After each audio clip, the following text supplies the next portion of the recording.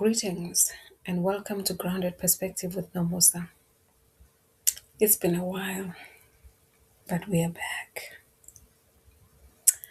I am the salt of the earth. I was minding my own business today, doing my work, when a thought came to me. I am the salt of the earth. That was it. Nothing more, nothing less. I wasn't studying that particular Bible verse. I wasn't preparing anything about salt. The thought simply came. I am the salt of the earth. And because I am me, I started thinking about it. Salt. Why salt? I thought about ordinary salt. The salt sitting on my table, the salt I add to food. Have you ever tasted food and immediately known that something was missing? You don't necessarily know what it is at first. Then someone says, it needs salt. You add just a little, and somehow that little bit influences the whole dish. And that made me curious. So I started reading about salt. I thought about the role salt plays in human body. I looked into different kinds of salt, Himalayan salt, Celtic sea salt, refined salts, unrefined salts. Then I came across something else that interested me. Salt was once extremely valuable. Before refrigeration, people used salt to preserve food. Across different periods and societies, salt became an important commodity and was sometimes used in trade and even as a means of payment. And now my little thought was becoming bigger because I remembered the words, "You are the salt of the earth." And I thought, wait a minute. Why would the creator of the universe identify me with salt? What does that actually mean?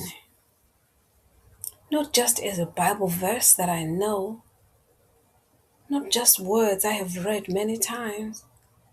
What does it mean for the way I live? And that is when my thoughts turned away from the salt on my table and toward me. If salt influences what it touches, what do I influence? What happens when I enter someone's life? What do my words leave behind? What do my actions leave behind? What seeds am I sowing every day? Because whether I realize it or not, I am sowing something. When I speak to someone, I sow something. When I respond in anger, I sow something. When I encourage someone, I sow something. When I gossip, I sow something. When I forgive, I sow something. When I show kindness, I sow something. Even the way I treat someone who can do absolutely nothing for me, I am sowing something. And suddenly, I am the salt of the earth became very personal. It made me ask myself, Nomosa, what kind of salt are you? What is your influence? Are your actions matching your words? Are you building or destroying? Are you encouraging or discouraging?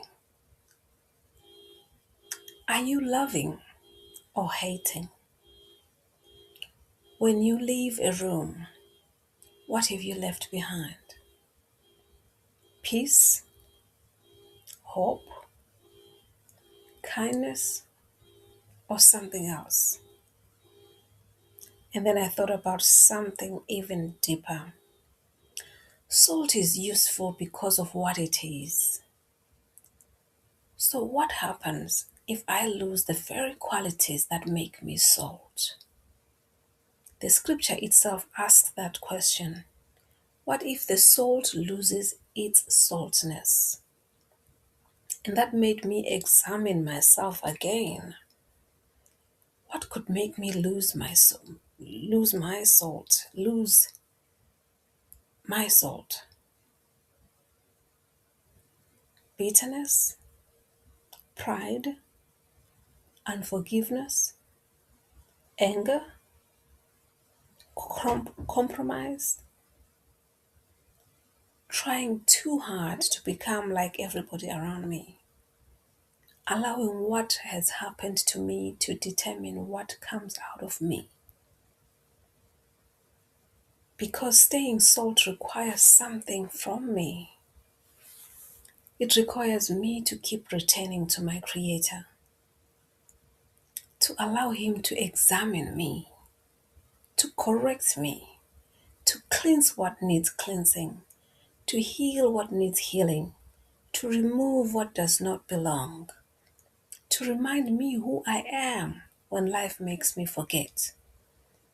And then another scripture comes alongside it. You are the light of the world. Salt and light both influence their surroundings. Neither exists only for itself. And perhaps that is what stayed with me most of this little thought that interrupted my work. My life is not only affecting me, and neither is yours.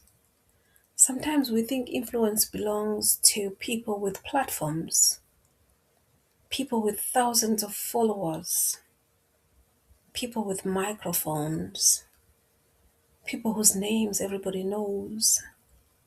But perhaps influence is much closer than that. You influence your children,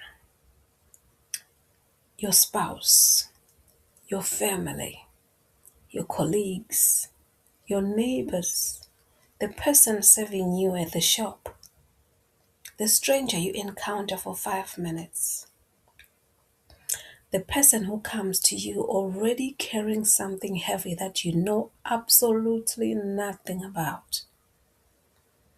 A sentence from you can add to that weight, or perhaps it can make it a little lighter.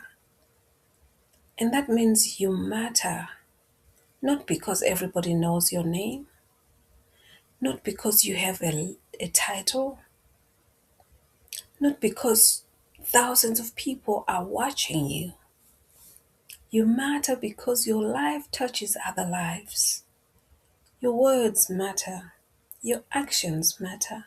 Your kindness matters. Your integrity matters. The seeds you sow when nobody applauds matters. And maybe you will never see the harvest of some of them. Someone may remember something kind you said years after you've forgotten saying it. A child may grow up remembering how safe you made them feel. Someone may choose not to give up because you encouraged them on a day when you had no idea they were struggling. That is influence. Quiet influence. Everyday influence. Salt-sized influence. So that is where one little thought took me. I was simply doing my work when I am the salt of the earth came into mind. And now I leave the thought with you, not as a teaching, not as me telling you what the verse should mean to you, just as something perhaps worth sitting with. You are the salt of the earth. What does that mean to you? What are you preserving? What are you influencing? What seeds are you sowing? What do people taste from an encounter with you? And is there anywhere in your life where you may be losing your saltiness? take that question with you. Examine yourself and perhaps bring it before your Creator, because you are here. Your life is touching other lives. And whether you see it or not, your presence leaves something behind. So may we be mindful of what we leave. May we preserve what is good. May we sow what is worth harvesting. May we be light. May we remain salt. And may we never forget we matter. And what we do with our lives matters. I am the salt of the earth. You are the salt of the earth. And that little thought was worth interrupting my work for. Have a good day.